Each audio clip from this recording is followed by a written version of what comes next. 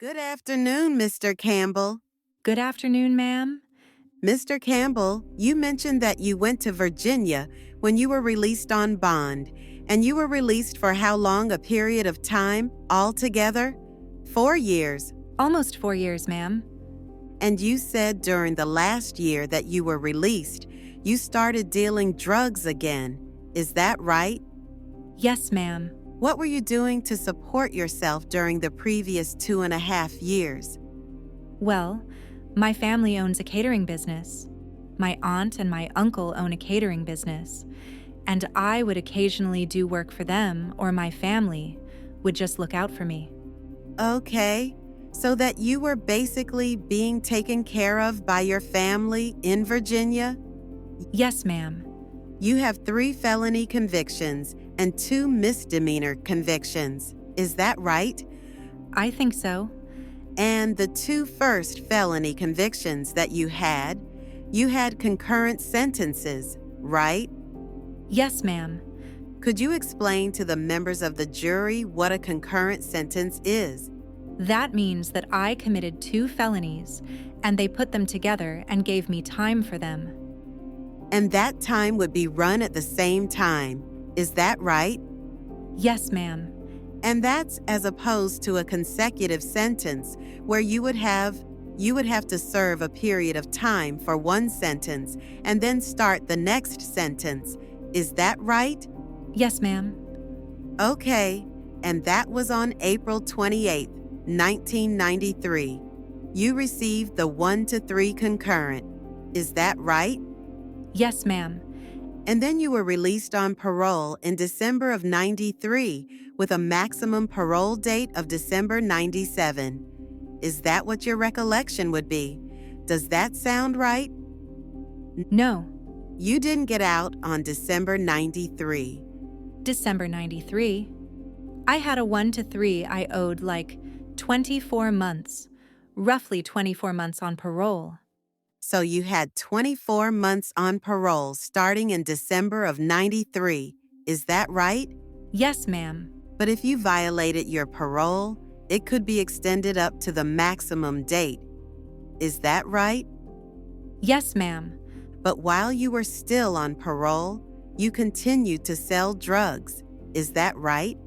Yes, ma'am. And that was obviously in violation of the conditions of your release, correct? Yes, ma'am. And then at some time, and you were selling in the Marlboro Projects, the place where you grew up? Yes, ma'am. And your customers were people who lived there? Yes, ma'am. And you would make as much as sometimes $1,000 a day selling drugs. Is that right? Yes, ma'am. And over the course of a period of a year, you probably sold somewhere around, you remember selling somewhere around 150 grams of crack a year? Yes, ma'am. Sounds about right, right? Yes, ma'am. So you got arrested again for drug dealing in 97, right? Yes, ma'am. And there was a bench warrant issued. Now, were you awaiting sentence at the time had you already pled guilty when you absconded? I don't understand the question, ma'am. Okay, you were arrested in May of 1997. Is that right? Yes, ma'am. At some point after that arrest, you fled. Is that correct? Yes, ma'am. That's what I mean by absconded. Oh, okay. And when you fled, had you already pled guilty and left prior to sentence, or was it before you pled guilty? No, I pled guilty to the sentence of a 4.5 to 9 or a program, and I fled from the program. Okay, so the fact is that you were not admitted to the program, and you were on a release status at the time that you were supposed to be trying to get into the program. Is that right? No, ma'am. I left directly from prison. I came to the courts, and the courts released me to the program. They didn't release me to the street. Then what happened after you got rejected by the program? Where did you go? They asked me. They gave me a token, and I got on the train and went to my mother's house. In fact, at that point, Even though you were supposed to go back into prison, you didn't. You went to your mom's? Yes, ma'am. But as a result of that, you were out there not reporting and not going to prison for several months. Is that right? Yes, ma'am. And did you continue selling drugs during that period of time? No, ma'am. Because you wanted to lay low. Is that right? Yes, ma'am. And then finally, you were caught and sent upstate on, what, 54 months to 9 years? 4.5 to 9. I don't know exactly the amount of months. And that was the period of time when you met Mr. Shakur? Yes, ma'am. Okay. And while you were in prison, you continued your illegal activities. Is that right? Yes, ma'am. And people aren't allowed to sell drugs in prison. Is that correct? Yes, ma'am. And people are not allowed to threaten people who get payment for their drugs in prison. Is that right? Yes, ma'am. And if you got caught from that, not only could you have been prosecuted for the actual crimes you committed in prison, but you could have also been punished under the prison regulations. Is that right? Yes, ma'am. But nevertheless, you continue to commit criminal activity. Is that right? Yes, ma'am. And in fact, not only that, you actually physically assaulted someone in prison who wasn't paying Mr. Shakur properly. Is that right? Yes, ma'am. And Mr. Acor took care of you in prison. Is that true? Yes, ma'am. He provided you with resources? Yes, ma'am. And if you needed some commissary, he got it for you. Yes, ma'am. Whatever you needed? Pretty much, ma'am. And in return for that, you were Mr. Acor's enforcer in prison? Yes, ma'am. So Mr. Acor needed you because you were a threatening present presence to other inmates that you lived with in prison. Is that right? Yes, ma'am. And you were released ultimately. You were never caught for what you did in prison, right? No, ma'am.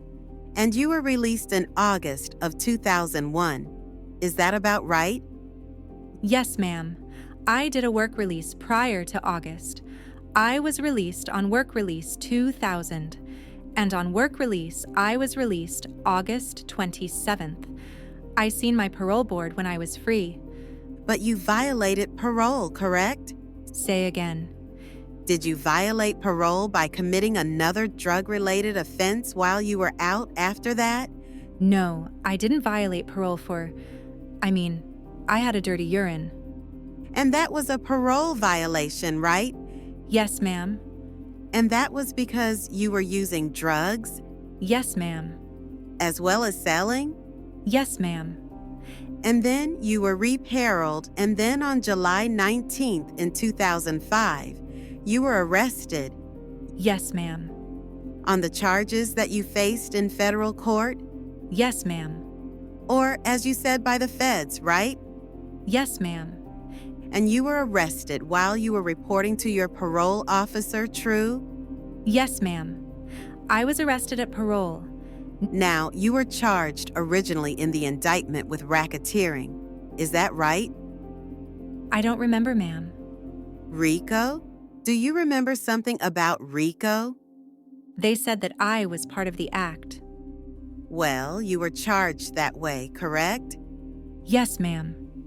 And that carries a sentence of up to life imprisonment, true? Yes, ma'am. And you were charged with the kidnapping and robbery of a shab as part of that racketeering activity, correct? Yes, ma'am. You were also charged with the use of a firearm, true? Yes. And that under federal law would be a consecutive sentence to whatever you received for the RICO sentence. Is that right? Yes, ma'am. And especially because you have a number of felony convictions, your federal sentencing was even more serious a possibility. Is that right? I would think so. So you began cooperating with the government, correct? Yes, ma'am. And in May of 2006, you entered into a cooperation agreement and a guilty plea? Yes, ma'am. But you were not required to plead guilty to the RICO. Is that right? No, ma'am. You were not required to plead to the conspiracy for kidnapping or the firearms count, right? No, ma'am. Those counts pursuant to the cooperation agreement, assuming that it goes forward, will be dismissed. Is that right? To my knowledge, ma'am. Instead, you pled guilty to a narcotics conspiracy facing 0 to 20 years, correct? Yes, ma'am. And you also pled guilty to a robbery conspiracy involving the attempted robbery of Mr. Acor, correct? Yes, ma'am. And both of those have a maximum sentence of 20 years. Is that right? Yes, ma'am. But you expect your sentence to be much less than 20 years. True? I expect to take what the judge gives me. Do you expect your sentence to be less than 20 years? I would hope so. But you would have faced, in reality, more serious penalties on the drug charges had you been prosecuted for your drug dealing in the Marlboro houses. True? Yes, ma'am. And you've said in the past that you sold more than 150 grams of crack, and you've said that earlier to me in response to my question per year. Is that right? Yes, ma'am. And the narcotics conspiracy that you pled guilty to governs a course of a 2-year period. Is that right? I don't know exactly how long it governs. So, best estimate would be that during that 2-year period, you sold 300 grams of crack at least, correct? Yes, ma'am. All right. And for that 2-year period selling 300 grams of crack, the maximum penalty, the mandatory minimum penalty if you were prosecuted fully under the drug statutes, would be a 20-year sentence. Is that right? Because of your prior criminal history. I don't know the exact guideline. Do you know it will be at least a mandatory minimum of 10 years if you had no prior felonies? I don't know. Do you recall being asked those questions in a previous proceeding and testifying that you understood that you would be facing at least a mandatory minimum 10 years? I understood that if I got charged with certain charges that I would receive a mandatory minimum of 10 years. Okay, but it is not you have no understanding of how much you would face as a persistent felon. Is that right? Not really. I know I could face life. Okay, and a life sentence in the federal system is life without parole. Is that right? Yes, ma'am. And would you agree that, and plus, you would face a consecutive 5-year sentence on the firearm? Mandatory minimum, right? Yes, ma'am. So at least under what your understanding is, you would face at least 15 years as a mandatory minimum sentence, if not more. Is that right? Yes, ma'am. So would you agree that this was quite a good deal already that you were only required to plead guilty? Objection, Your Honor. I'll allow it. Reducing your exposure from a mandatory minimum of 15 years to a minimum sentence of 0? Can you repeat the question? I didn't understand what you said. Sure. Would you agree that that's a good deal reducing your exposure, your possible sentence, from a mandatory minimum sentence of 15 years to 0? Sounds like a good deal, right? Absolutely. And you're also reducing the top end, correct? I don't understand. The maximum sentence. What's your maximum sentence under the plea agreement now? 20 years. Or it could be consecutive, though. Maybe it could be 40. It could be 40? Yes, ma'am. But the maximum. But if you received a 40-year sentence, you would have a release date, correct? Yes, ma'am. But if you receive a life sentence, you never get out, correct? Yes, ma'am. And you know in the federal system, there is no parole. So whatever sentence you get will be reduced by 15% good time. but you will serve 85% of your sentence. Is that right? Objection, Your Honor. Well, you understand that. You know that you run the risk of being in jail for the rest of your life, right? Yes, sir. I think the jury understands it. Go ahead. So, all in all, this is a pretty good deal for you even so far. Is that right? Objection. It's argumentative. It's obvious if he can get out of jail earlier, it's a good deal. Next question. But there's more, isn't there? Objection. I didn't hear the question. I guess what counsel is objecting to is your comments that there is more. Do you have another question? Yes, I do. As part of your cooperation agreement, there are crimes you are not going to be prosecuted for. Is that right? Yes, ma'am. And the first one listed in your cooperation agreement is distribution of prescription medication from 2003 to 2004. Is that right? Yes, ma'am. And what was that about? I sold some OxyContin. Where did you sell OxyContin? In Marlboro Project? And how much money did you earn from the sale of OxyContin? Maybe about $1,000. And then the next is possession with intent to distribute heroin in May 2002. And that's your transaction with Stroh and Acor, right? Yes, ma'am. And we've heard all about that part, but you're not going to be prosecuted for it, correct? Yes, ma'am.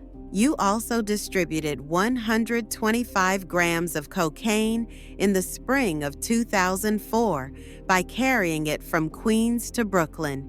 Is that right? I don't know if the year is correct, but I did do that. Tell us about that. Somebody was buying it.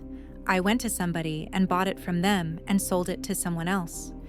And you would face additional time for that if the government had agreed not to prosecute you, correct? Say again.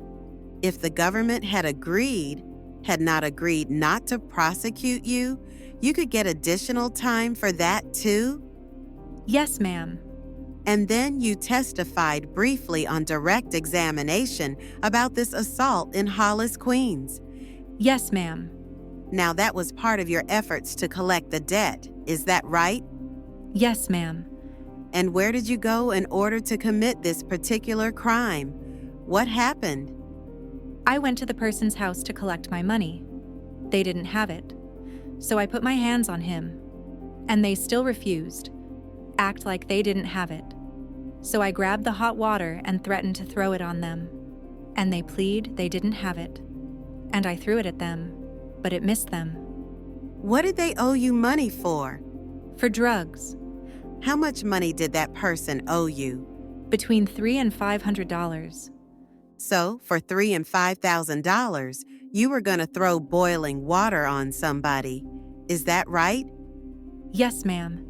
And then there's distribution of marijuana between 2002 and 2004. Was that also in the Marlboro houses? Yes, ma'am. And during that period of time, how much marijuana do you think you distributed? I don't recall.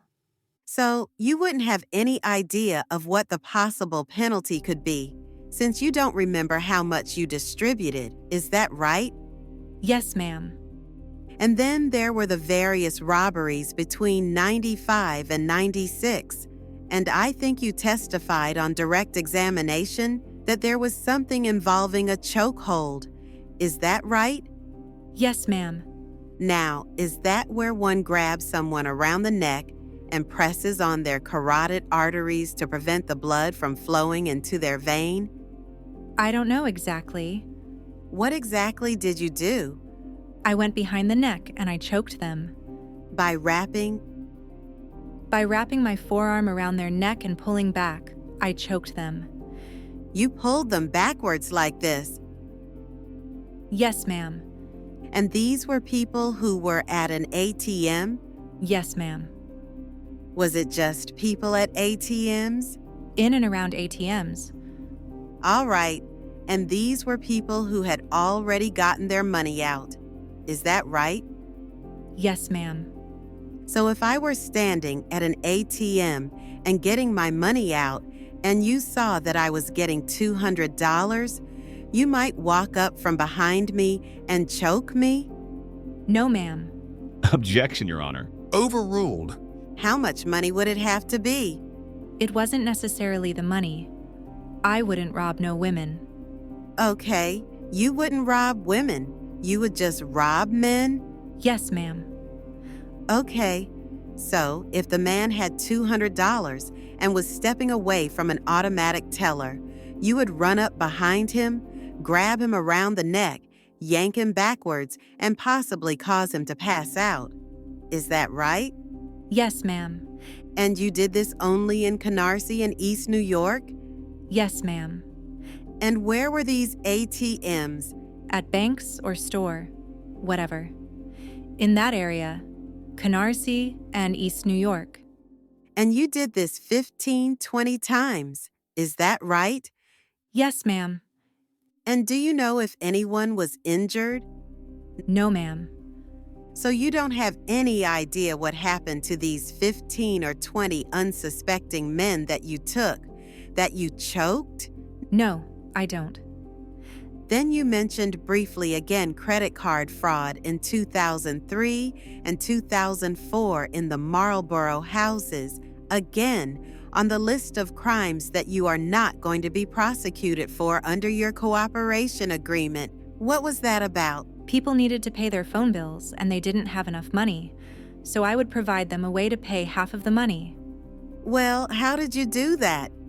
Well, it was a female that was doing it at the time. I just was the person I was the middleman, if you would say. Tell me exactly how it would go. I would ask the people, they would come to me telling me that they needed their phone bill paid. I'd get the money.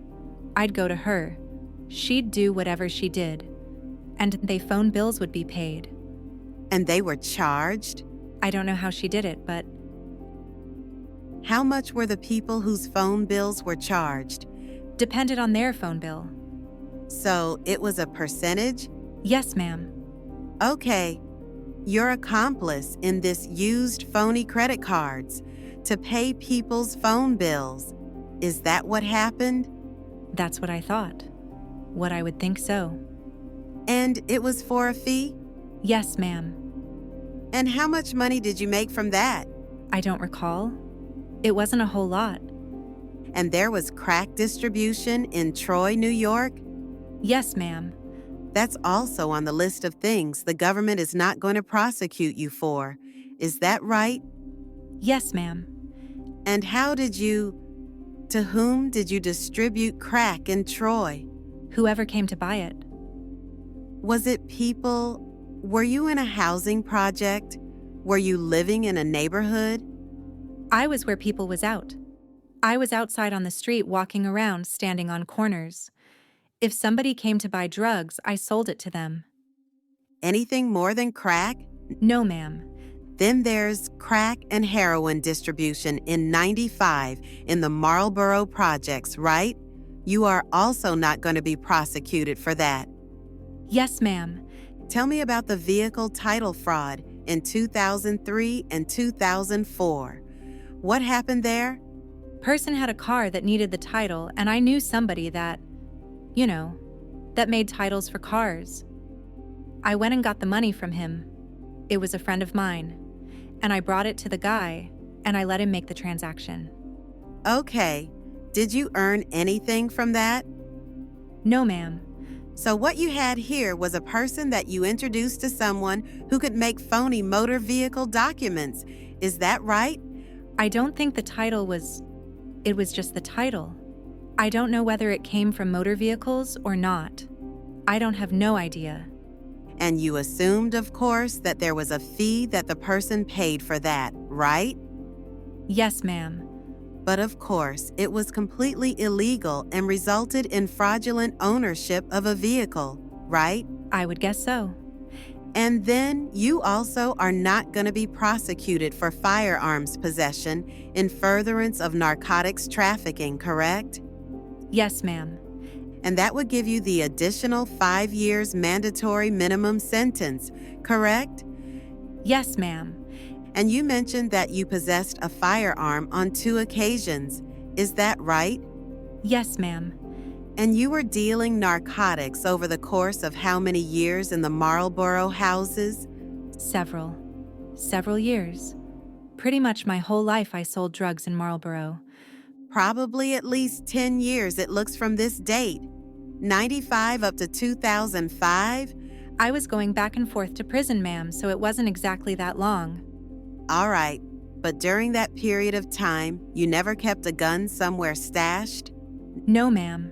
Just on those 2 occasions? Yes, ma'am. And then you are also not going to be prosecuted for distribution of marijuana and crack between 1990 and 991. That's also on the list of items in your cooperation agreement, correct? Yes, ma'am.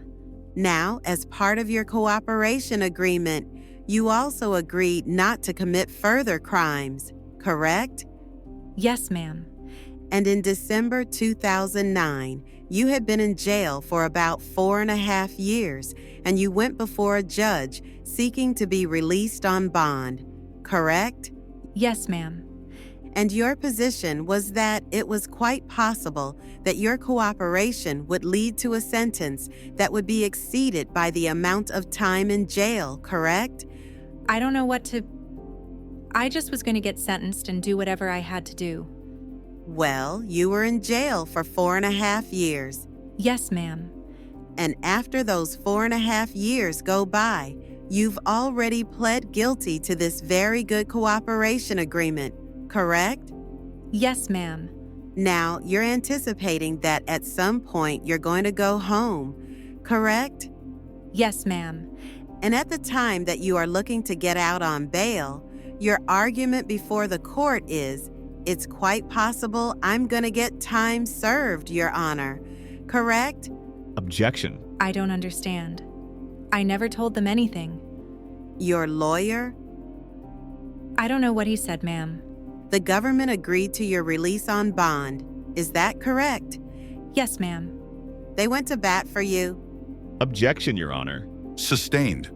The bond was $125,000 and had to be signed by you and 3 financially responsible persons, correct? Yes, ma'am.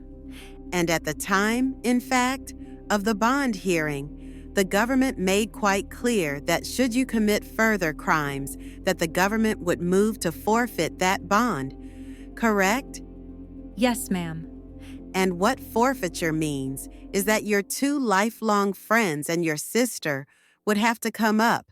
Working people would have to come up with $125,000, correct? Yes, ma'am. And your sister and your friends nevertheless signed. These hardworking, upstanding people signed for your release on bond, correct? Yes, ma'am. And if you failed to show up or commit crimes, it was made quite clear, right? Yes, ma'am.